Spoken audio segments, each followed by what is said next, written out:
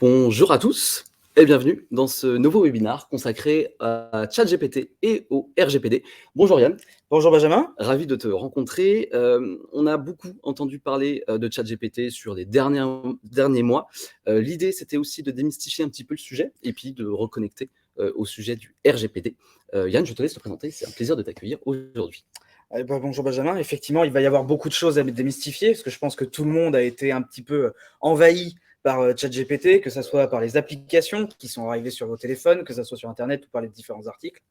Donc, bonjour à tous, je suis Yann Lonlas, consultant pour Orange Cyberdéfense, filiale d'Orange qui a pour objectif de sécuriser un grand nombre de clients en France et à l'international. Mes sujets de prédilection, principalement en tant que consultant, moi, ça a été les sujets qui allient cybersécurité et réglementation, des sujets qui sont généralement connus. Donc, le RGPD, qui est un règlement européen, la LPM, pour ceux qui connaissent en France, les directives Nice 1 et Nice 2, qui a été publiées récemment.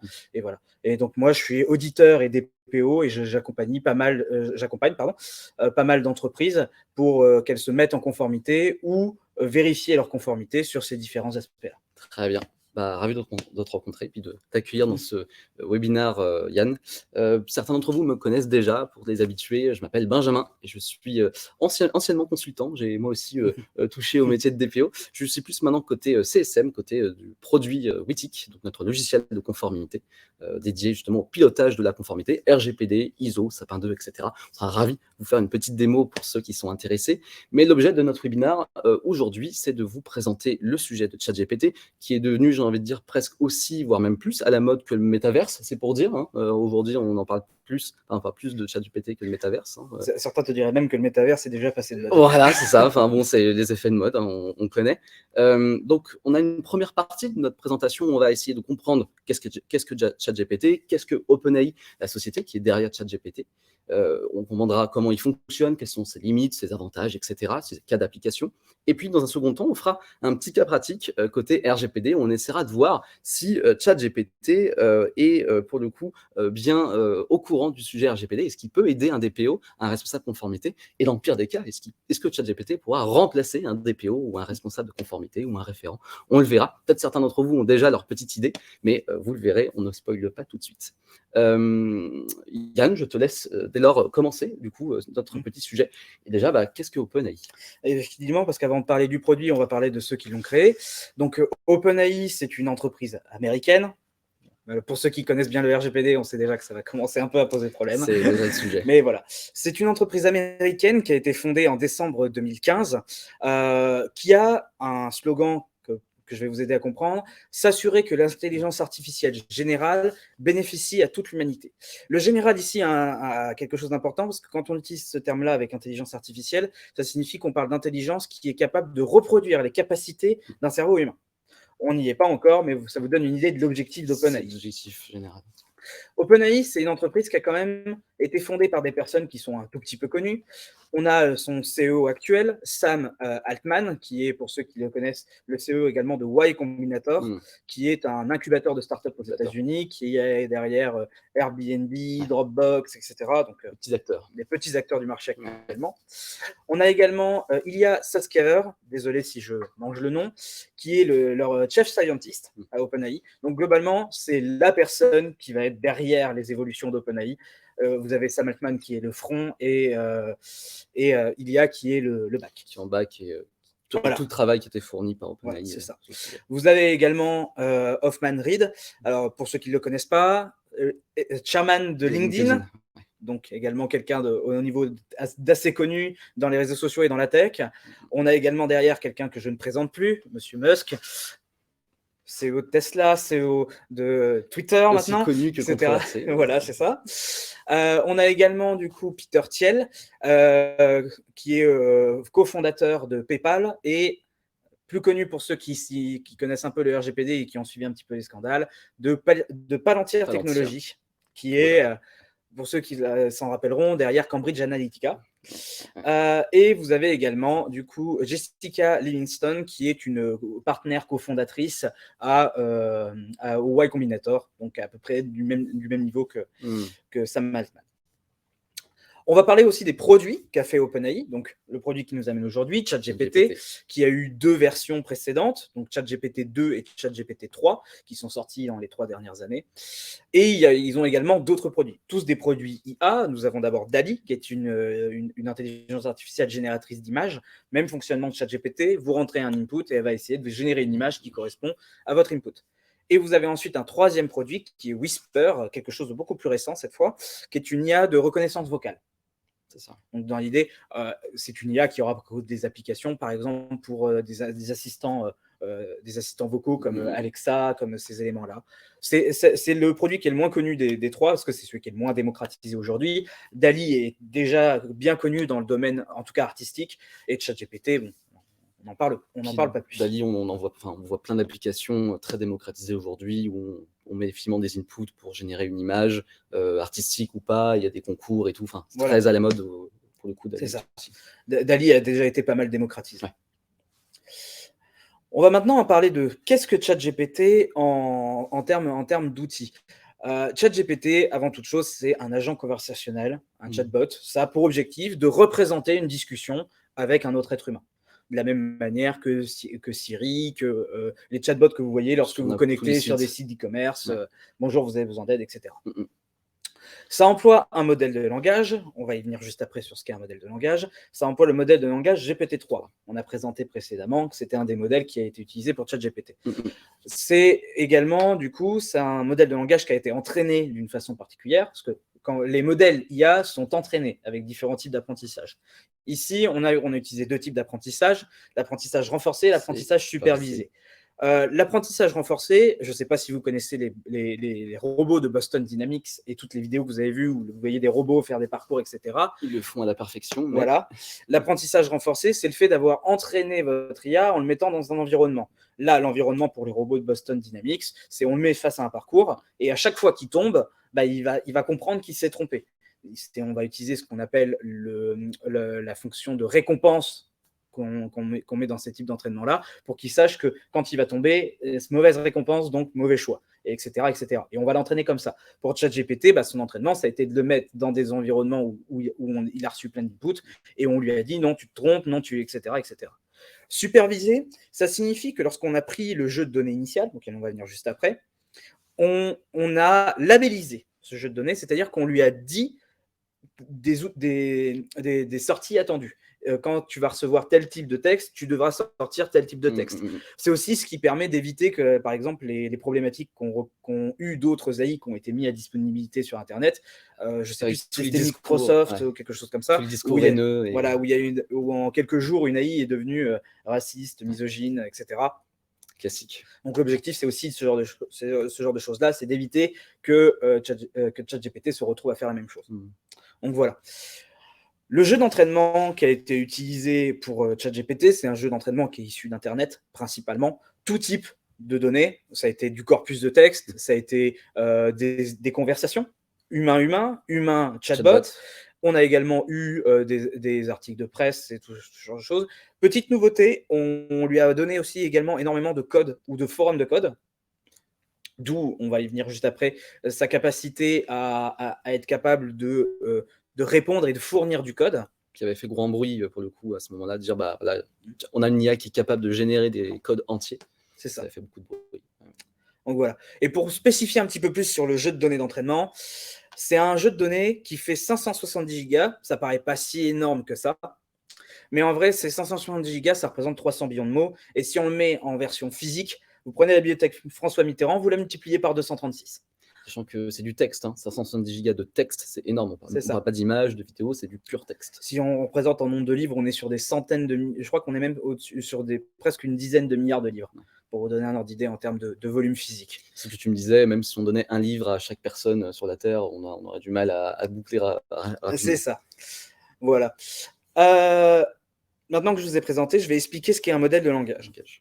Un modèle de langage, c'est quelque chose qui n'est pas récent, en fait. Ce n'est pas une technologie toute nouvelle, c'est une technologie qui a subi plusieurs déploiements. Avec les premières idées de ça, de ce qu'on appelle le Natural Language Processing, donc le fait de faire de la traduction automatisée du langage, c'est quelque chose qui a commencé dès les années 50 et qui s'est développé au fur et à mesure. Il y a eu le premier processus qui est arrivé, ELISA, qui est arrivé dans les années 60, 64 de mémoire, et même le NRC, donc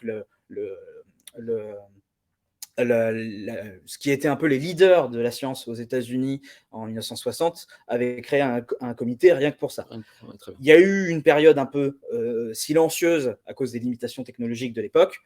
On a commencé à en reparler dans les années 80, lorsqu'il y a eu les premiers algorithmes de machine learning qui sont arrivés. On a ensuite passé au niveau des années 2000, on a eu les premières utilisations du modèle de langage naturel. Et en 2010, vous avez commencé à voir la démocratisation. Voilà. C'est à partir des années 2010 à peu près où vous avez commencé à voir des chatbots arriver d'un peu partout.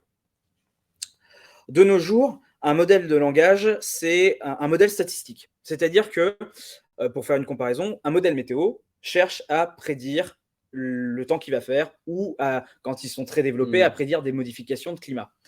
Un modèle de langage, c'est un modèle statistique qui vise à prédire, à modéliser une distribution de mots, à essayer de voir comment est-ce que dans une phrase, les mots vont être distribués.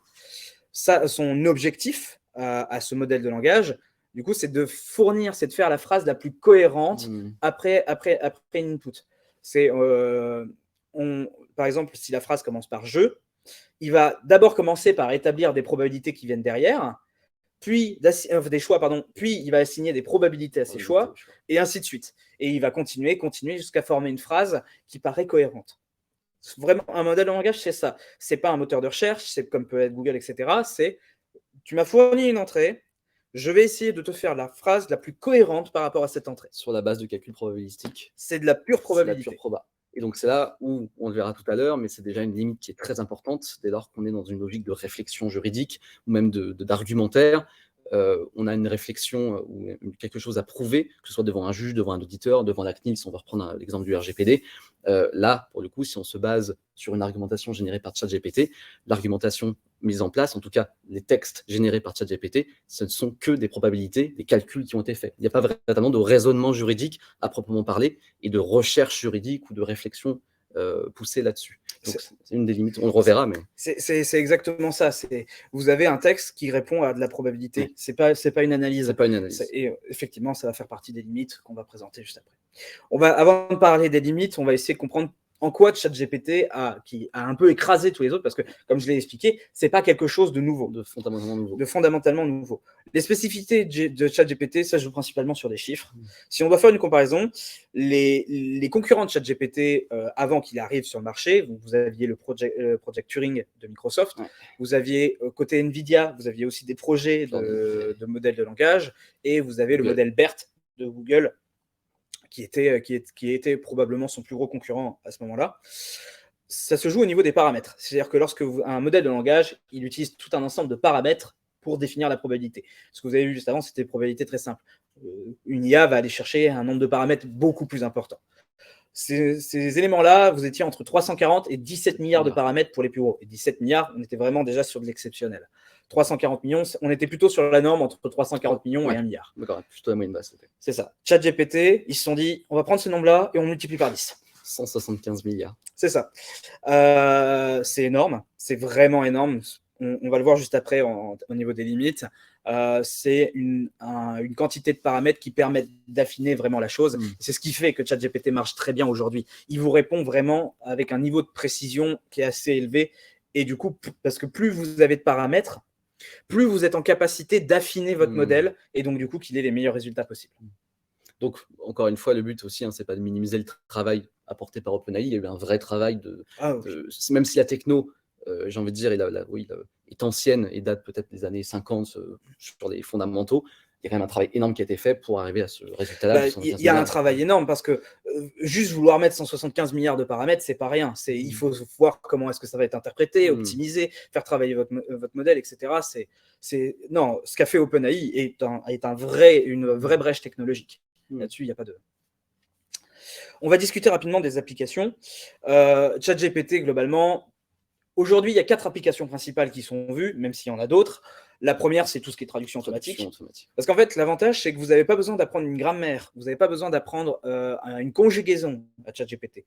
Il a des dizaines de modèles de mots, et lui, comme c'est de la pure probabilité, la bonne grammaire, ce qui est normalement la plus souvent employée, va remonter automatiquement dans les probabilités, donc du coup, il peut être très utilisé pour faire de la traduction automatique. Et comme il y a eu un corpus de texte qui lui a été donné, bon, sur Internet, c'est de l'anglais qui est majoritaire, mais il a reçu toutes les langues. Par exemple, il a reçu Wikipédia en intégralité dans toutes les langues. Donc, il est capable de comprendre un nombre de langues extrêmement important. On a aussi, du coup, au niveau de ses capacités, une capacité à faire de la génération de contenu. C'est-à-dire que c'est aujourd'hui, d'ailleurs, ce qui est très souvent mis en avant, il peut faire des histoires, il peut écrire des poèmes, il peut écrire des articles de presse. Alors, ça, aujourd'hui, c'est une limite parce qu'on en parlera aussi. Il y a aussi l'obsolescence de ces données qui joue derrière. Mais vous lui demandez d'écrire un article sur, je ne sais pas moi, l'assassinat de John Fitzgerald Kennedy, il va vous faire un article relativement complet. On va aussi avoir tout ce qui est assistant virtuel. On en parlait. Siri, Alexa, tous ces aspects-là. Bon, là, Cortana en plus. Oui, puisque Microsoft se dit ça marche bien ce que vous avez, on va faire un partenariat avec vous, on va acheter toutes les licences de OpenAI. Ouais, très bien, oui. Bon, voilà. Après notre meilleur assistant virtuel. C'est ça. Et là, c'est la dernière application, et c'est celle qui fait souvent le plus de bruit, parce que c'est aussi la vraie nouveauté, c'est qu'ils l'ont vraiment bien entraîné pour le code. Dans le jeu de données, il y avait des parties de GitHub, des parties de Stack Overflow, etc. Tout un tas de code qui lui a été fourni, et donc il est capable de lire et de reconnaître du code et même d'en écrire, puisque du coup il a vu comment étaient écrites les fonctions, et en plus l'avantage c'est qu'encore plus par rapport aux langues, les langages de programmation sont extrêmement structurés, et donc du coup c'est encore plus facile pour lui d'écrire un code fonctionnel de manière logique. Alors il y en a d'autres, pas mal de gens pensaient à l'utilisation comme un moteur de recherche, mais et en particulier, les exemples qu'on va montrer au niveau du RGPD vont vraiment le prouver. Google vous fournit des sources sans explication. ChatGPT vous fournit des explications sans source. C'est-à-dire qu'il ne va pas chercher. C'est pas parce que dans votre input, vous rentrez un mot-clé, comme je l'ai dit, John Fitzgerald Kennedy, par exemple, qui va aller chercher une information sur John Fitzgerald Kennedy. C'est juste que si je demande quand a été l'assassinat de John Fitzgerald Kennedy, derrière, la réponse la plus probable, c'est qu'ils me disent il a eu lieu à telle période. On n'est pas du tout sur il est allé chercher via un mot-clé qui est John Fitzgerald Kennedy une information. Ouais. C'est dans sa probabilité, la réponse, ça a été ça. Bien sûr. Voilà. Donc, c'est pas forcément l'une des utilisations. Et ce qui est compatible avec un moteur de recherche. C'est ça. Il y en a d'autres qui vous avez sûrement vu pulluler toutes les pubs, faites de l'argent avec ChatGPT, etc. Aujourd'hui, je dirais, soyez prudents, très prudents. Il y a eu une évolution qui est prévue pour ChatGPT, parce que OpenAI ne compte pas s'arrêter là. C'est ChatGPT 4, mais en vérité, c'est le modèle de langage GPT-4 qui est attendu. Ouais. Alors, il est attendu, mais pour l'instant, il n'est pas encore annoncé. Les différentes rumeurs, les gens qui sont dans le secret des dieux pensent que ça arrivera en 2023, mais ce n'est pas encore annoncé de la part d'OpenAI. Il y a quelques évolutions qui ressortent de ces personnes qui ont pu participer à la bêta. La première, c'est une amélioration de la taille de l'input. Ce que vous pouvez lui donner en entrée, il y aura plus une taille supérieure. Je peux lui demander plein de questions en un pavé énorme. C'est ça. Un pavé plus gros, quoi. C'est ça, vous pourriez lui donner encore plus de contexte, plus d'éléments comme ça. Parce qu'aujourd'hui, l'une des limites principales, c'est le nombre de mots que vous pouvez lui donner. C'est ça. Il y a aussi une amélioration de l'interprétation des inputs, parce que ça reste une IA, il a du mal à détecter des choses comme l'humour, comme le second degré, etc. Donc, l'idée, c'est qu'il soit même capable de détecter ça. Et enfin, le dernier, c'est une optimisation du modèle. On va le voir juste après. Un modèle de langage, c'est une quantité énorme d'informations, une puissance de calcul fantastique et monstrueuse. Donc, il y a besoin de l'optimiser pour réduire cette consommation. Bien sûr. Je mets quelques points d'attention sur ces évolutions. La première, c'est qu'on est principalement sur des rumeurs. Rien n'est confirmé. Aujourd'hui, OpenAI n'a pas encore fait de grosses déclarations sur ChatGPT 4, ce qui est logique. Je pense qu'ils en feront une quand ils annonceront une date de sortie. On est sur des choses qui viennent d'à côté. Comme par exemple, vous avez dû voir 1 trillion, 10 trillions, 100 trillions de paramètres pour le nouveau modèle. Sam Altman a directement dit non, c'est du bullshit, selon ses mots. C'est pas du tout ce qui est prévu. Il a justement plutôt validé les évolutions que j'ai présentées ici, qui est on veut améliorer ChatGPT 3, on veut améliorer le modèle existant on n'a pas besoin de le faire grossir plus. C'est privilégier la qualité plutôt que la quantité. Enfin, c'est ça. La grandeur. Parce que comme on l'a dit, OpenAI a réussi à faire rentrer 175 milliards de paramètres. Ouais. Ils ont réussi à le faire entrer. Maintenant, il faut optimiser la manière de le faire entrer. Et faciliter son interprétation. Voilà. Et un autre point d'attention, c'est que ça, par contre, je crois que ça a été confirmé par Sam Altman, ça restera un modèle textuel. Aujourd'hui, vous ne pouvez que rentrer du texte. Vous ne pouvez pas rentrer d'image, vous ne pouvez pas rentrer un fichier, un Excel, n'importe quoi, vous pouvez rentrer du texte. Et il ne répondra que par du texte.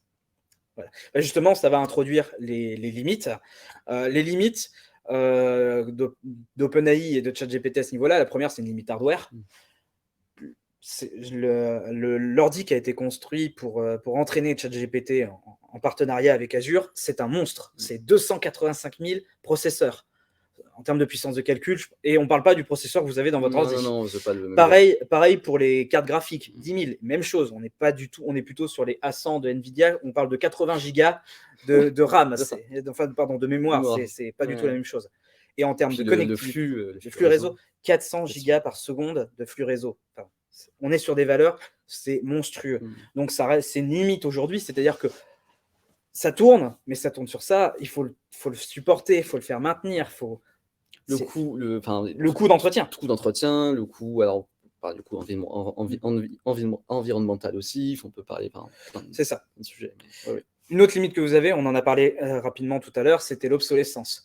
Le jeu de données qui a été employé pour entraîner ChatGPT, il date de 2021. Et ChatGPT, aujourd'hui, ne va pas actualiser son jeu de données de lui-même. C'est-à-dire, oui, vous allez le corriger, vous allez lui donner des nouvelles informations quand vous rentrez des inputs, mais comme on le disait tout à l'heure, il faudrait que quand bien même toute la population humaine s'y mettrait, il faudrait que chaque personne corrige intégralement un bouquin. Ce qui n'est pas faisable pour corriger toutes les informations dans le jeu de données. Donc, du coup, il se corrige en fonction des inputs, mais il y a une limite aujourd'hui. Malheureusement, cette obsolescence a un impact. Il a une limite fonctionnelle, on en parlait, uniquement du texte, pas d'image, pas de fichier, etc. Et il a une limite de qualité. La manière dont il a entraîné, j'ai dit qu'il avait été entraîné de manière supervisée. C'est-à-dire que des gens ont dit au modèle, je veux des réponses qui sont plutôt de ce type-là ou de ce type-là. La problématique que ça rencontre, c'est que généralement, quand vous faites des éléments comme ça, quand vous demandez une explication sur le truc, vous préférez des textes longs, vous préférez des textes généralistes, vous ne voulez pas trop qu'il aille trop dans un point que vous n'avez pas forcément demandé. Ce qui fait que c'est typiquement le genre de réponse que vous allez avoir en face. Vous allez aussi avoir une problématique, c'est que pour certains sujets où il n'y a pas forcément eu énormément d'informations, vous allez peut-être même retrouver presque un copier-coller d'un autre texte, et vous allez bien entendu avoir des erreurs. Tous ceux qui ont, je pense parmi nous, il y en a un certain nombre qui ont utilisé ChatGPT ont vu qu'il ressortait des erreurs de temps en temps. Ça, c'était flagrant, on le verra, mais toutes les réponses qu'il donne sont, en tout cas en termes de forme, uniformisées. On est sur 3-4 paragraphes généralistes avec un compte. Je reprends le contexte, je réponds un peu à la question, je mets un rappel et je fais une conclusion. Quelque chose de très, à chaque fois, méthodologique. C'est ça. Dans l'idée, principalement, on est sur ça.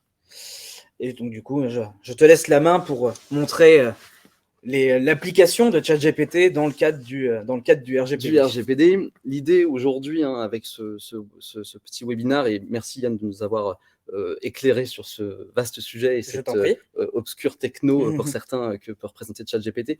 L'idée, encore une fois, c'est de se dire, OK, comment ChatGPT peut-être intégrer l'environnement de la conformité, à défaut de remplacer un DPO, peut-être accompagner un DPO, accompagner un responsable conformité, quel est son impact réel là-dessus. On va faire un petit test. J'ai donc aujourd'hui ouvert une page sur ChatGPT. Donc, je suis aujourd'hui sur l'interface de ChatGPT où j'ai la possibilité du coup de lui poser des questions. Pour les besoins de la démonstration, évidemment, on a pu préparer des exemples sur lesquels on a essayé de le questionner un petit peu sur des aspects juridiques RGPD. Je vais prendre par exemple un exemple et je vais notamment lui poser une question concernant les durées de conservation. On va lui laisser le temps de générer sa réponse, mais je vais vous rappeler le contexte. La question que je lui ai posée, c'est une question concernant les durées de conservation. Est-ce que tu peux me donner les durées de conservation concernant la gestion de la paye? Voilà, une question assez basique, assez généraliste. Pour le coup, gestion de la paye, on a dans à peu près toutes les sociétés. Beaucoup d'articles et beaucoup de documentation là-dessus. Donc, on va attendre qu'il ait terminé de générer. Et puis, on va aussi comparer, puisqu'on se rend compte, évidemment, et c'est propre à ChatGPT, on va lui poser une question à un moment A, et quand on lui repose la même question à un moment B, évidemment, sa réponse va changer. Et parfois aussi, eh bien, il ne va pas, pour le coup, mettre les mêmes éléments en avant. Et donc, on peut avoir, et c'est ce qu'on va remarquer, des erreurs différentes en fonction des réponses. On va comparer avec 2 réponses différentes. Là, déjà, si on commence déjà à rentrer dans le sujet, donc on voit la réponse qu'il a donnée. Il commence effectivement à me répondre et me dit, voilà, les durées de conservation des données personnelles concernant la gestion de la paie dépendent des pays. Très bien. En France, les principales lois à prendre en compte sont les suivantes. Il fait une référence au Code du travail qui stipule que les employeurs doivent conserver les bulletins de paie pendant 5 ans.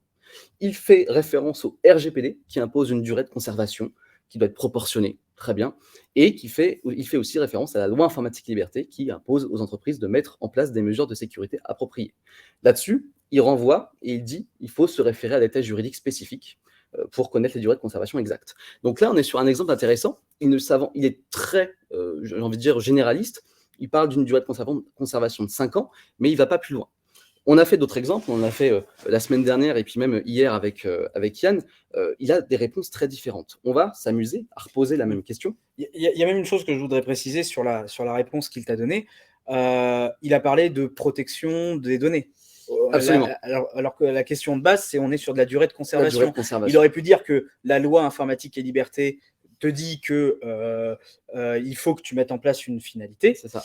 En plus, il aurait plutôt dû parler de la loi informatique et liberté plutôt que de parler du RGPD avant, enfin, puisqu'on parle, on est en français, donc il aurait dû s'en douter. Et du coup, il te répond un peu à côté. C'est là où on voit les limites. Ce qu'il te donne est très cohérent. Un humain pourrait te répondre ça, mais c'est pas forcément ce que tu attends. Pourtant, la question était claire. C'est quelles sont les durées de conservation dans tel domaine et sur quoi je peux me baser. Là, on a une deuxième réponse. Donc, j'ai posé exactement la même question. Il vient de terminer de la générer. Et là, pour le coup, il fait une référence au Code du travail, mais avec un exemple précis. Il fait référence à l'article 3245-1 du Code du travail. Il fait référence aussi au 3243-1 du même code. Et donc là, on a des durées différentes. Là, il reprend effectivement cet exemple des 5 ans. Mais pour celui-là, eh bien, il fait une référence à 3 ans. Et il fait référence aux déclarations sociales, aux bordereaux récapitulatifs, etc. Et on peut s'amuser, pour le coup, à aller chercher les articles. Et c'est là où c'est une limite assez intéressante. Et quand tu dis que ChatGPT, ce n'est pas un moteur de recherche, c'est le cas. On va s'amuser, pour le coup, à aller voir, vérifier les articles qu'il donne. Pour avoir fait plusieurs tests, et c'est là où c'est intéressant, lorsqu'on lui demande d'aller chercher, de donner des références, et notamment de nous donner des articles du Code du travail, eh ben, parfois, les articles qui sont donnés sont très étranges. En tout cas, soit ce ne sont pas les bons, soit, pour le coup, ce sont des sujets qui ne sont pas concernés, ou en tout cas, on n'a pas le bon article. On a peut-être le bon code, mais pas la bonne référence, etc. Là, aujourd'hui, on est sur l'article R3243-1 qui fait référence, pour le coup, a priori au bordereau social. Si je reviens, pour le coup, sur ma discussion, je vois effectivement qu'il fait une référence à une durée de 3 ans. Alors, est-ce qu'aujourd'hui, on a ces 3 ans? Alors, je n'ai pas de référence à 3 ans. Donc aujourd'hui, on a, pour le coup, une référence à une durée de conservation de 3 ans, à un article 3243-1, mais qui ne fait pas référence, pour le coup, à cette durée de conservation. Donc là, on a ChatGPT qui donne une réponse en donnant une source, mais la source n'est pas la bonne. Et c'est là où tout l'enjeu aujourd'hui existe, puisque quand je veux avoir une réponse et dire, bah voilà, sur quoi je peux me baser pour, je sais pas, documenter ma fiche traitement ou faire mon projet de purge des données, eh ben, on est confronté à des erreurs. Tu as aussi l'autre problématique, c'est que dans le domaine du juridique, tu as besoin d'être à un niveau de précision extrêmement important. Si tu commences à avoir besoin de revérifier chaque article qu'il te donne pour chaque durée de conservation, que ça se base sur de la prescription, etc., plus le fait que généralement, il ne te les donne pas toutes. Parce que comme on l'a vu tout à l'heure, il t'a dit 5 ans pour le bulletin de paie, alors qu'en France, tu as d'autres manières de le conserver. Bien sûr, tu as les 50 ans en démat. Tu as les 50 ans en démat, précisément dans le cadre de tout ce qui peut être retraite, par exemple. Tu as également les nuances entre le privé et le public qui peuvent jouer. Donc, tu as pas mal de... Si on reprend le référentiel CNIL de 2019, qui notamment aborde les durées de conservation dans le domaine de la gestion du personnel. Et si on arrive au tableau des durées de conservation, là, on a effectivement d'autres durées. Moi, je lui ai demandé la gestion de la paye de manière générale, et la réponse qu'il m'a donnée ne fait référence pour le coup qu'au bulletin de salaire de 5 ans. Il ne m'a pas parlé pour le coup d'ADSN, il ne m'a pas parlé de l'ordre de virement, ni de d'autres éléments. Pourtant, ça, pour le coup, ce référentiel était accessible, et ces durées de conservation étaient dans la base de données, a priori. Ça dépend à quel point, parce qu'on ne sait pas tout ce que... on connaît son volume, on connaît sa composition dans les données, on ne connaît pas tous les paramètres employés, mais dans l'idée, on ne sait pas exactement tout ce qui a été mis dans le jeu de données pour entraîner. Donc potentiellement, il n'avait pas forcément accès à ça, etc. C'est aussi, et j'ai vu plusieurs réactions dans le chat là-dessus, la question que tu as posée précise certes qu'on parle de paix. Il y a aussi vraiment ce besoin parfois de l'aiguiller très fortement. Et quand bien même tu l'aiguilles très fortement, il va quand même encore parfois te répondre à côté. Ce qui veut dire que le temps que tu voulais gagner en ayant quelqu'un qui te réponde de manière cohérente, tu vas le perdre en affinant de plus en plus ton analyse. Et puis il y a quelque chose que tu disais la semaine dernière qui était intéressante. On va être dans une logique d'essayer d'affiner, donc d'ajouter au fur et à mesure de la conversation d'autres contextes, d'autres éléments pour avoir une réponse précise. Mais pour le coup, la mémoire de ChatGPT, elle n'est pas infinie. C'est-à-dire qu'il y a un moment où je vais arriver, je ne sais pas, à X messages dans la conversation et il va potentiellement ne plus faire référence, oublier les messages de départ. Donc, je vais devoir remettre les éléments de contexte dans les messages. C'est ça, c'est-à-dire qu'à un certain moment, si vous essayez de lui faire une analyse un peu poussée, il va, et vous allez reprendre, effectivement, faire plusieurs échanges. Alors, je crois que le chiffre est 2048 ou 4096 tokens, des tokens qui représentent un certain nombre de mots. Je crois que ça doit faire dans les 20 000 mots à peu près, dans l'idée. Et quand vous allez arriver à cette limite-là, il va oublier votre input d'entrée, ce qu'il a répondu, et au fur et à mesure que vous allez échanger. Ce qui fait du coup que vous allez parfois devoir rouvrir des conversations, resynthétiser derrière. Vous avez faire du copier-coller sur les éléments qu'on a pu dire, etc. C'est exactement ça. Et même chose, la problématique, elle est l'objectif, c'est de gagner du temps. Et là, vous en gagnez pas forcément. Et c'est là où aussi, on l'a vu, là, on a fait 2 exemples, donc on a fait exactement la même question à chaque fois. Lorsqu'on a un juriste, un service marketing, un client vis-à-vis de son avocat, peu importe, n'importe quel opérationnel ou personne qui a une question juridique et qui la pose à un DPO ou à un responsable conformité, on s'attend qu'à un moment A, entre le moment A et le moment B, la réponse du DPO, du responsable conformité, soit la même. Là, aujourd'hui... Sauf modification de la loi. Alors, sauf modification de la loi, évidemment, ou d'autres éléments de contexte qui interviennent. Mais pour le coup, là, j'ai posé exactement la même question, à quelques secondes d'intervalle, et on a quand même 2 éléments de réponse qui sont fondamentalement différents. L'un, on me dit, on a du 5 ans, l'autre, on me dit, on a du 5, on a du 3, et potentiellement qui ne fait pas référence aux mêmes articles, aux mêmes codes. Donc, pour le coup, c'est assez problématique en termes de recherche, de réflexion juridique et même de documentation, pour le coup. C'est ça. Et on est sur les limites, c'est-à-dire qu'il t'a répondu quelque chose de cohérent, ce qui est cohérent, ce qui n'est pas faux, qui marche bien, ce qui n'est pas faux dans l'ensemble, très généraliste encore une fois, mais qui n'est pas faux, sauf sur les sources, sauf sur les articles, etc. Parce qu'il n'est pas allé chercher une source. C'est vraiment ça qu'il faut comprendre. Il ne va pas dans les JFrance chercher la source. Il va dans toute sa base. Et comme je disais, c'est si je mets John Fitzgerald Kennedy dans sa base, la cohérence de ces mots, c'est qu'on va avoir la date de la mort, l'assassinat, ce genre de choses. Dans le domaine de la loi, c'est plus compliqué, c'est beaucoup plus diversifié, il y a beaucoup plus d'entrées, etc. Il y a un exemple aussi qui est intéressant de faire. On peut lui poser des questions. On peut voir, on l'a vu, si on pose des questions assez précises, ça peut être assez problématique. On peut aussi lui demander de générer des modèles, de générer des documents. On peut faire l'exercice, on va lui demander de nous générer une politique de confidentialité d'un site internet. Élément assez classique, article 13-14 RGPD, je dois informer les personnes concernées. Et dans plein de sites internet, on a effectivement des politiques de confidentialité. L'idée, pour le coup, c'est qu'il nous aide là-dessus. Quel élément il va nous donner? Est-ce qu'il va nous donner une base de travail intéressante? Est-ce qu'il va nous faire quelque chose de très pertinent? On va le voir.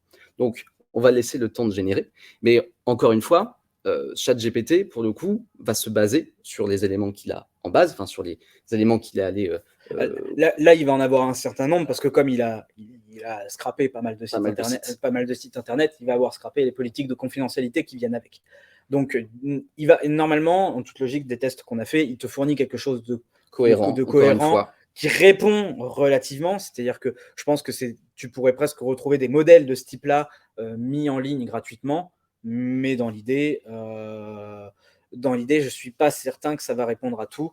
On l'a vu hier dans un exemple, je ne sais pas s'il va reproduire l'erreur ici, mais typiquement dans les descriptions des droits. Alors, il y avait la description des droits, et puis après, il y a des parties pris. C'est-à-dire, bon, je lui ai posé une question assez générale, sans trop d'éléments de contexte, mais évidemment, ce qui nous génère doit être absolument vérifié et personnalisé. Là, déjà, sur l'aspect divulgation, nous ne vendons, n'échangeons ou ne louons pas vos informations personnelles à des tiers. On les divulgue dans d'autres cas. Mais encore une fois, ça, c'est un élément qui dépend des sites Internet. Je pense que, encore une fois, en termes de probabilité, il y a beaucoup de sites, il y a plus de sites sans doute qui ont mis en place cette phrase-là que des sites qui disent l'inverse. Mais c'est un élément, pour le coup, à vérifier et à contrôler. Alors, on a une référence, pour le coup, à la collecte des données, donc quelles données sont collectées.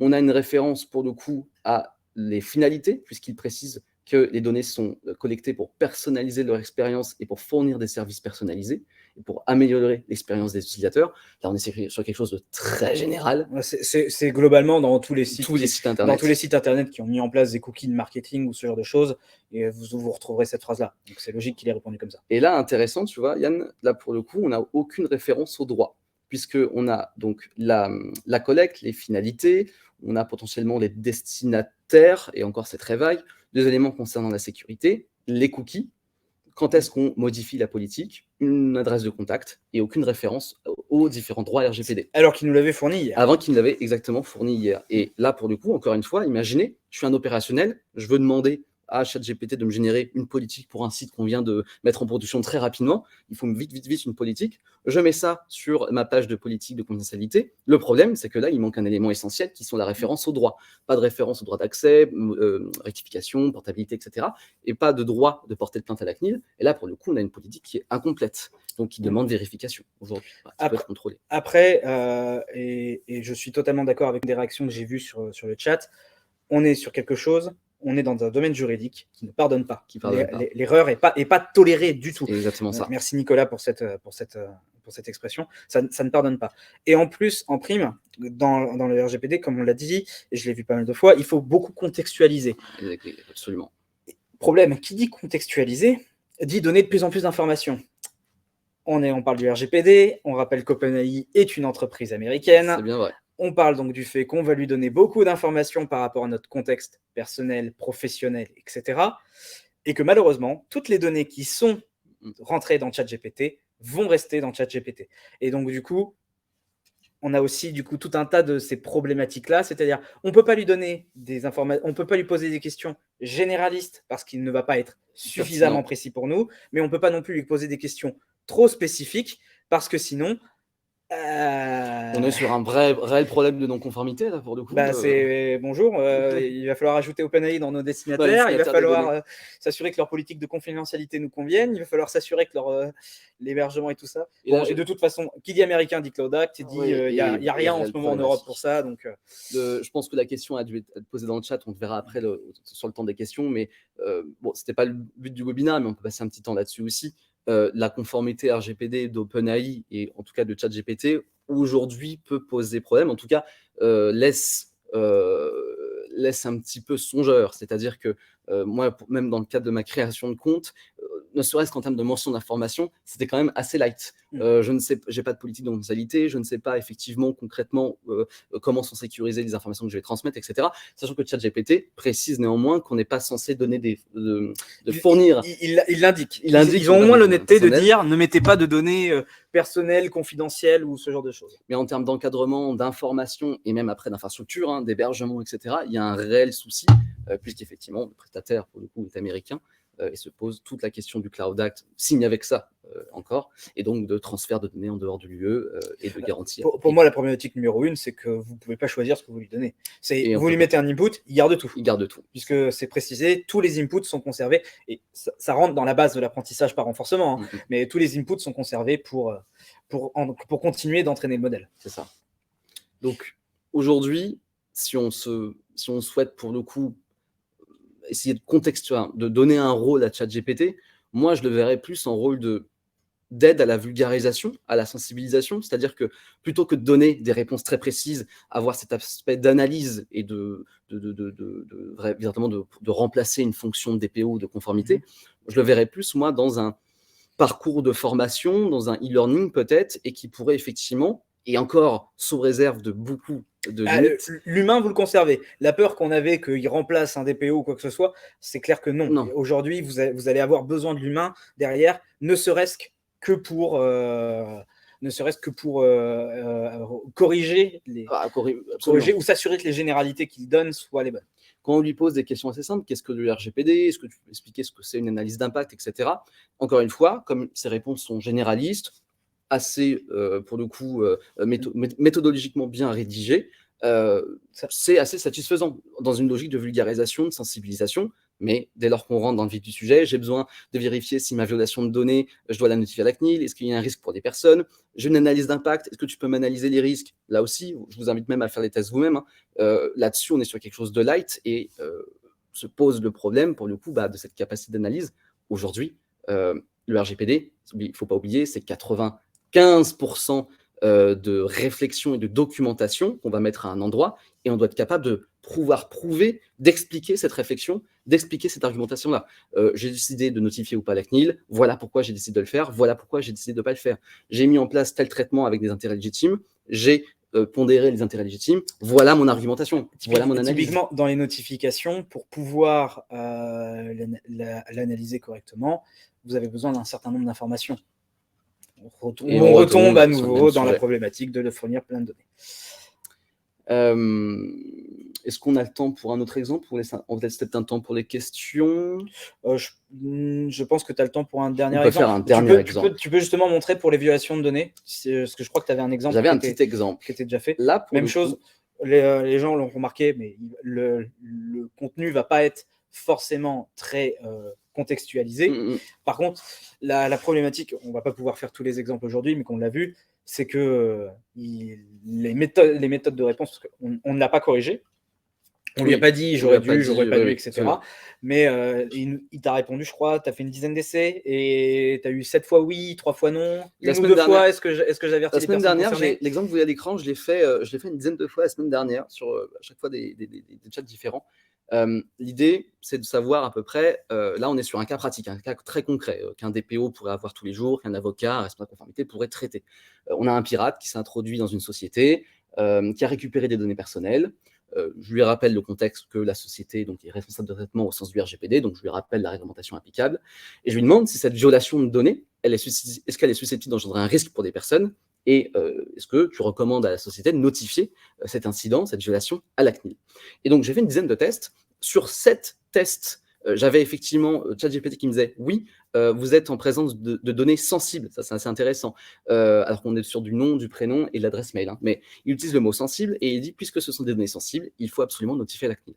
Et sur les 3 autres tests, inversement, il disait non, c'est pas très grave, en tout cas sous réserve d'analyse approfondie, mais a priori pas besoin de notifier à la CNIL, ce n'est pas un incident qui a des risques pour des personnes concernées.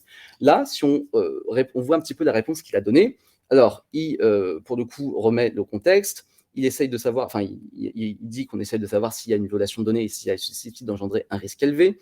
Il précise finalement que la divulgation de données, telles que le nom, le prénom, peut potentiellement entraîner des risques, et donc ces risques dépendent de la quantité et de la sensibilité des données. Il rappelle encore le contexte, lorsqu'on a une violation, il faut la notifier, etc. En tant que tel, il est recommandé que la société notifie cette violation à la CNIL, étant donné que la divulgation de données personnelles est toujours susceptible d'engendrer un tel risque. Là-dessus, il est assez catégorique, il recommande à la société de notifier, pour le coup, l'incident à la CNIL. Il ne fait pas référence, pour le coup, à cette notion de données sensibles, mais qui était assez intéressante, puisque de temps en temps, souvent, il me disait que nom, prénom, adresse mail, on est sur des données sensibles, alors que pour le coup, attention, la notion de données sensibles, pour ceux qui se rappellent, sensibilité des données, c'est encadré par le RGPD. Les données sensibles, elles sont pour le coup listées, bien définies dans le cadre du RGPD. Et donc, il utilisait ce mot-là quand même de données sensibles. Et il disait que quand on avait des données sensibles, il faut absolument notifier. On peut même compléter que dans la réponse, il y a la question de risque et de risque élevé. Absolument. Il est précisé, alors je ne sais plus si c'est dans la loi informatique et liberté ou si c'est dans le RGPD, parce que je n'ai plus les 2 textes en tête, mais il est précisé que avoir un risque élevé indique normalement également que tu dois notifier les personnes concernées. Informer les personnes. Et là, il t'en a même pas parlé. Il n'en a même pas parlé. Il se limite pour le coup à la notification, effectivement. C'est ça. Et en plus, tu remarqueras qu'il a mis bon, ça peut arriver. Il a mis un peu de temps à te dire qu'il fallait que tu notifies. C'est ça. Et il t'a fait plein de généralités avant, plein de généralités Absolument. après. Ouais. Ah, il veut plus? Pourtant, j'ai fait un nouveau chat. Voilà. Celui-là. Ah, bah, très bien. Il est 11h45, je te propose qu'on commence à aborder les différentes questions. Si pour le coup il me demande, est-ce qu'il me donnait un avis différent? Bon, on le verra, on reviendra dessus de toute manière. C'est ça. Je vais commencer avec la première question de Sarah. Peut-on corriger les erreurs de cette IA? C'est ce que je disais, oui. Dans le cadre de son entraînement renforcé, il est dans un environnement et il est testé avec les inputs qu'on donne et les réponses qu'on donne. On peut lui dire, tu t'es trompé. Et on peut lui dire, tu t'es trompé comme ça, tu t'es trompé comme ça, etc., etc. Donc, il y a une correction qui est possible. La problématique, c'est que tu peux lui dire qu'il s'est trompé. En abusant un peu, tu peux lui donner une réponse fausse qui va traduire comme étant une bonne réponse. C'est aussi la problématique de le faire se corriger par les utilisateurs. Et même chose de ce que je disais, il y a 570 gigas de données textuelles qui ont été intégrées dans le modèle. Je crois qu'il y a eu des chiffres qui ont été publiés au niveau des nombres d'utilisateurs, mais on est dans des millions ou dans des dizaines de millions. Quand bien même toutes ces personnes-là corrigeraient l'AI, ce qui n'est pas le cas, on serait très loin d'avoir corrigé tous ces éléments, etc. Alors, je vois également... par contre, vu qu'elles arrivent de haut en bas, je vais repartir d'en bas. Il y avait Nicolas qui posait la question, vous dites que ChatGPT fonctionne purement sur de la probabilité, en quoi du coup est-ce une IA? C'est une IA dans le sens où les probabilités, elle va les retravailler elle-même, etc. On ne lui a pas donné des probabilités, elle se sert de ces probabilités, comme c'était le cas pour les premiers process de langage. Au premier process de langage, on lui donnait des règles grammaticales et il les appliquait purement et simplement, ce n'était pas une IA. Là, l'IA va s'entraîner elle-même, elle a ce qu'on appelle un modèle de récompense, une fonction coût. Là, je commence à rentrer dans des détails techniques que même moi, je ne maîtrise pas bien, donc je ne vais pas aller plus loin que ça. Mais et globalement, en fait, elle va s'entraîner pour affiner de plus en plus les qualités de ses réponses. On va lui dire, par exemple, si quelqu'un lui dit que je veux quelque chose de plus précis quand tu réponds à ça, il va essayer d'orienter comme ça. Donc, c'est une IA dans le sens où elle va s'entraîner elle-même, en plus des méthodologies d'entraînement qu'elle a eues, pour s'améliorer. Mais encore une fois, il ne faut pas penser IA comme au sens on l'entend en SF ou ce genre de choses. Ce n'est pas une intelligence qui copie un être humain. C'est pour ça d'ailleurs qu'on parle d'IAG généralement dans ce genre de cas, d'intelligence artificielle générale. On est sur l'intelligence artificielle telle qu'on la sous-entend dans le monde technologique d'aujourd'hui. Ce qui a une nuance par rapport aux IA telles qu'on sous-entend dans le monde de SF par exemple. Emmanuel posait la question sur les paramètres. Alors non, parce que c'est un des secrets généralement des méthodes d'entraînement. OpenAI n'a pas diffusé les paramètres, n'a pas diffusé les corrections qui ont été faites sur ces paramètres également non plus. Donc on n'a pas ces informations-là. On sait à peu près qui ils ont embauché ou ce genre de choses, mais on n'a pas d'idée du contenu, ce qui peut un peu poser problématique à ce niveau-là. Charles-Émile, quid des extensions proposées? Certaines peuvent-elles être intéressantes pour accompagner au métier de DPO? J'ai pas connaissance de toutes les extensions. Je devais être honnête, j'ai pas beaucoup recherché le sujet-là. Globalement... Encore une fois, à prendre avec des pincettes, puisque le DPO, le travail d'un DPO ou d'un référent semblable, c'est quand même, il y a beaucoup d'analyses. Et on l'a vu, l'analyse, il ne sait pas la faire. Et une une réponse basée sur des calculs probabilistiques. Il saura la faire si tu lui donnes beaucoup d'inputs et que tu prends ton temps pour lui donner à chaque fois les contextes et qu'il oriente sa réponse.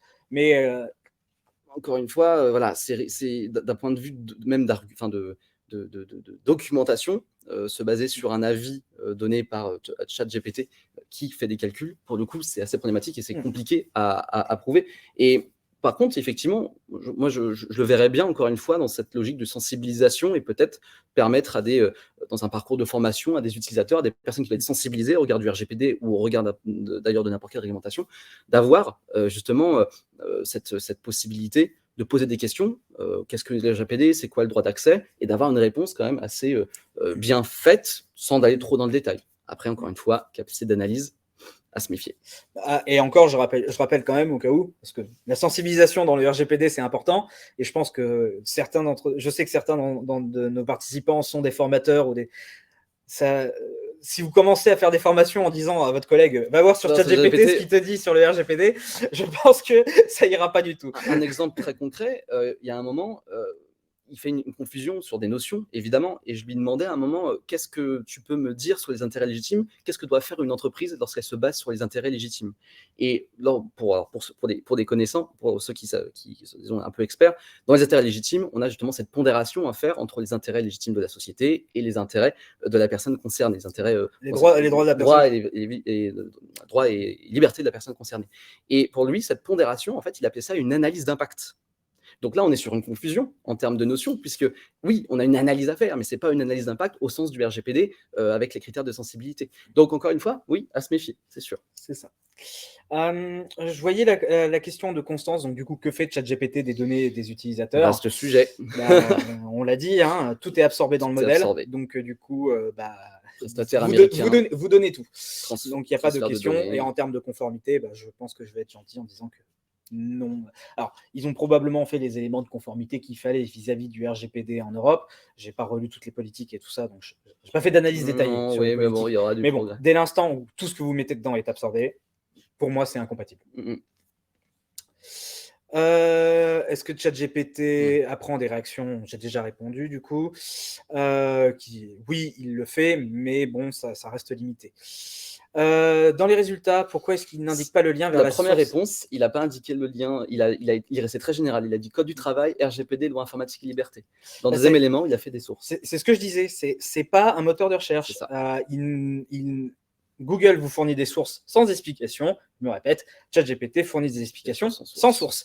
C'est-à-dire qu'il a plein de données dans son modèle, mais il n'a pas un truc genre cette donnée-là provient de cet article-là, cette donnée-là provient de cet article-là. Il n'a pas tout. Typiquement, Google, lui, va être capable de dire si tu rentres un article de Légifrance avec un élément qui est contenu dans l'article, il va pouvoir te rediriger vers des articles qui correspondent à peu près. Lui, il ne sait pas faire ça.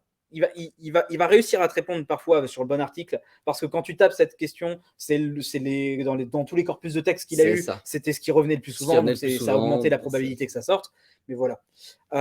Et en fait, c'est juste c'est pas qu'il le fait pas, c'est qu'il n'en est pas capable à proprement parler. Ou s'il le fait, parfois il le fait avec plein d'erreurs. C'est ça. Il ne renvoie pas vers le bon article ou il ne le cite pas. Tout à fait. Alors qu'on lui a demandé.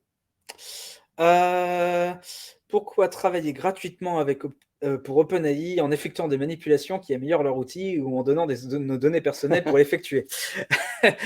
Là, pour le coup, les exemples qu'on a donnés étaient dénués de données personnelles. Mais l'idée, encore une fois, et si on est sur une vraie problématique, même si ChatGPT donne un avertissement et dit que oui, il ne faut surtout pas fournir ses données personnelles, ça ne le protège pas et effectivement, de fait, il sera amené à traiter de la donnée personnelle, surtout avec toutes les itérations et les interactions qu'il y a eu depuis. Donc, il y a un vrai sujet autour de la conformité de ChatGPT. On peut en parler pendant 1 heure, ça c'est sûr. Mais pour le coup, non. Globalement, en fait, ce qu'il faut se dire, c'est que dans un domaine professionnel où c'est problématique et pour moi, il faut éviter de l'utiliser aujourd'hui. Pour ce qui est, il y a plein d'utilisations récréatives de la chose.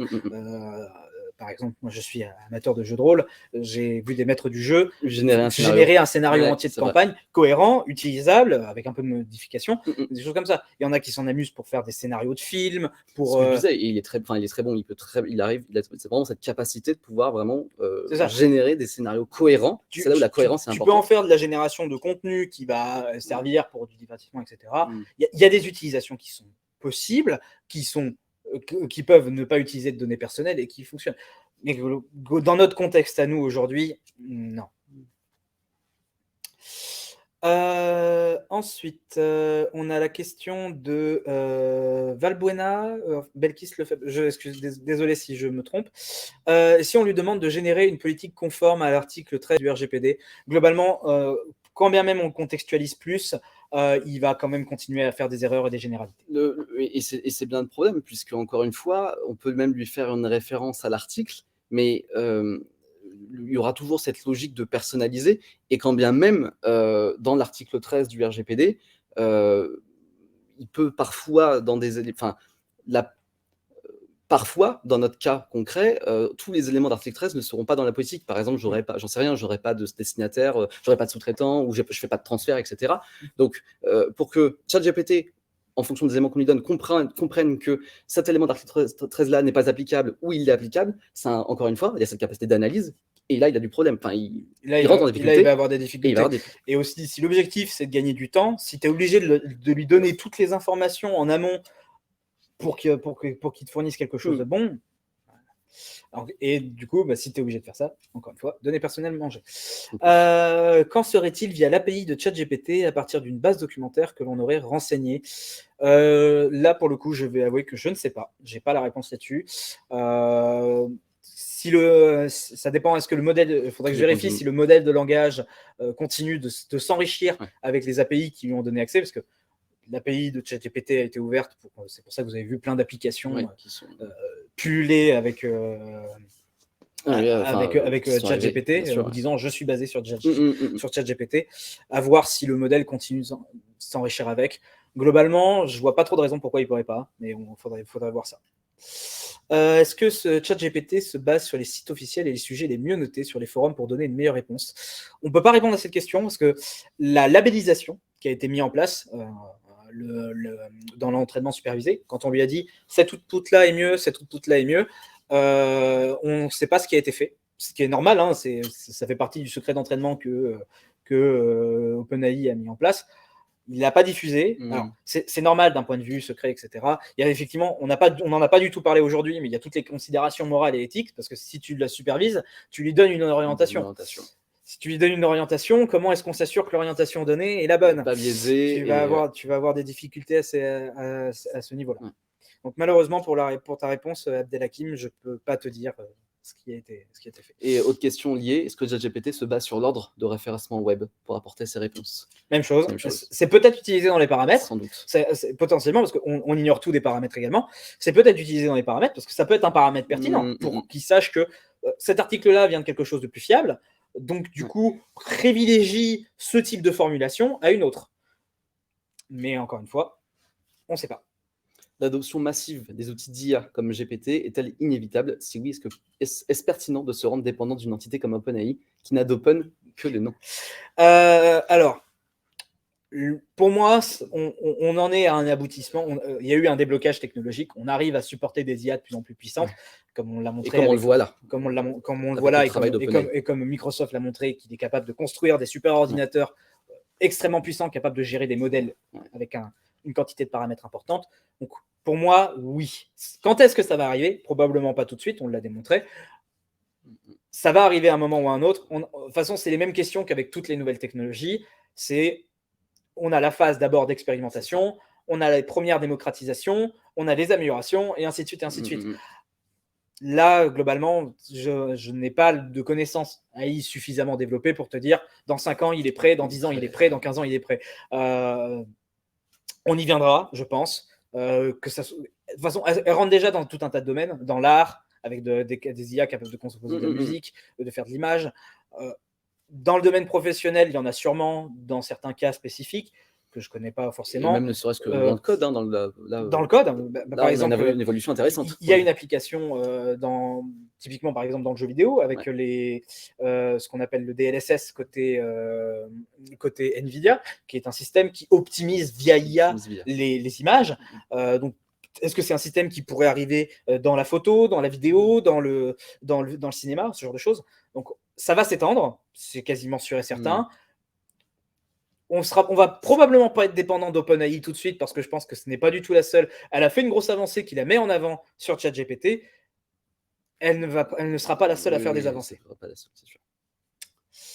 Quid du caractère payant? Pour le coup, ChatGPT Plus permet effectivement d'accéder en avant-première à des fonctionnalités nouvelles, et aussi, il me semble, permet justement de pouvoir passer toute la queue, la liste d'attente, parce que parfois on a le service qui est surchargé, et donc on est sur une liste d'attente entre guillemets, et ChatGPT Plus, donc ChatGPT version payante, permet justement de passer outre ça, mais pour le coup on n'a pas un meilleur algorithme ou non, tu bénéficies du même modèle. C'est le même modèle. L'idée de payer, c'est comme on l'a dit, c'est un super ordinateur qui a quand même beaucoup de choses derrière, donc qui coûte cher à l'entretien, qui coûte cher à la connexion.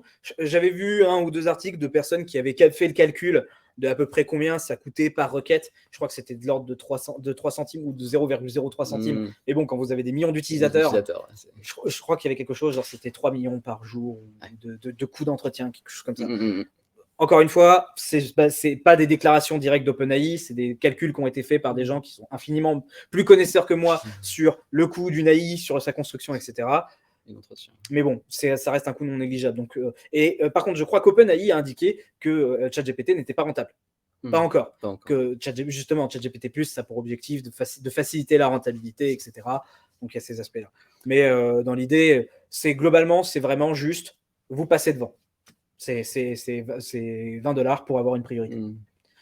ChatGPT peut-il t'aider à trouver des sites illégaux?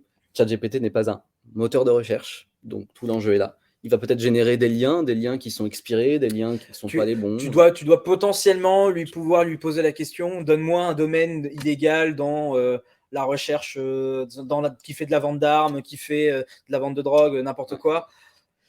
J'ai pas testé, j'avoue que c'est pas un aspect que j'ai testé. J'ai pas le réflexe. Mais il doit pouvoir trouver des domaines parce que c'est des choses qui vont être dans sa base. Encore une fois, on n'a pas indication de tout ce qui a été scrappé. Est-ce que, par exemple, est-ce qu'ils sont allés chercher sur le dark web? Ça aurait pu être intéressant à savoir. Mais on n'a pas je sais pas comment il va te répondre exactement. Et encore une fois, je pense qu'il va te répondre de manière différenciante. Il va sûrement pouvoir te donner des domaines parce que c'est dans son texte, dans son corpus de texte. Donc, il va quand même te retrouver des termes. Et s'il y a eu des articles qui ont été diffusés en mode ce site-là, site du dark web qui vend des armes, ou site tu as eu pas mal d'articles qui sont sortis dans les années précédentes sur de la pédopornographie. La police a arrêté tel site, tel administrateur de site web pédopornographique. Donc potentiellement, il pourrait te sortir des trucs là. Après, il y a aussi des limitations dans son code, c'est-à-dire qu'il va te dire je peux pas faire ci, je peux pas faire ça, ça répond pas à mon éthique, je suis pas en capacité de, etc.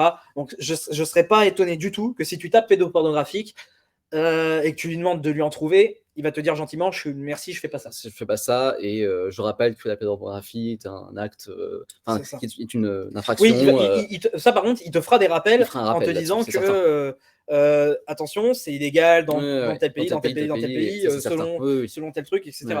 Alors, il va peut-être potentiellement se tromper en te disant l'article en question, mais voilà. C'est prévu dans le RGPD. Voilà. Y a-t-il des avancées du côté d'Orange concernant l'AI? Alors, malheureusement, c'est pas. Orange est une grosse entreprise avec plusieurs directions. Et s'il y a des choses qui sont faites, c'est pas de mon côté. Donc, je n'ai pas cette information-là, malheureusement. On a passé pas mal de questions. Je vois qu'il est 12h03. On est pas mal en termes de timing.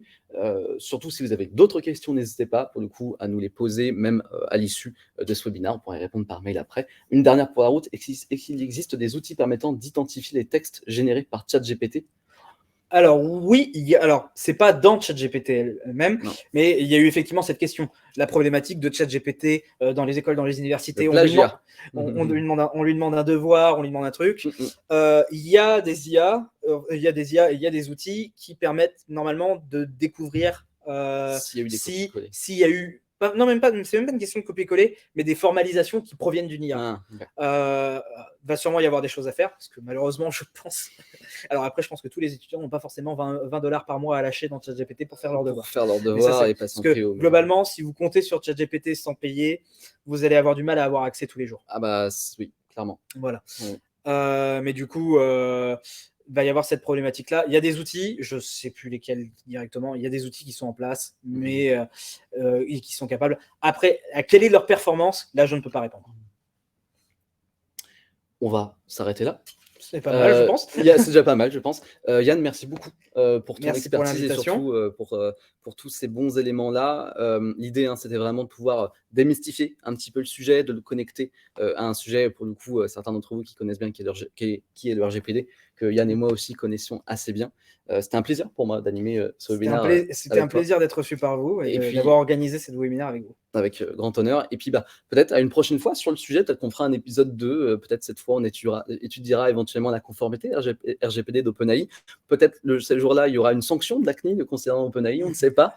On peut tout imaginer. Mais en tout cas, on peut en faire beaucoup d'autres sujets. Et donc, au grand plaisir de refaire l'expérience avec toi. Et De puis, même. merci à vous pour votre participation et puis à une prochaine fois dans un prochain webinaire. Bonne Merci. journée. Merci à tous et bonne journée. Merci.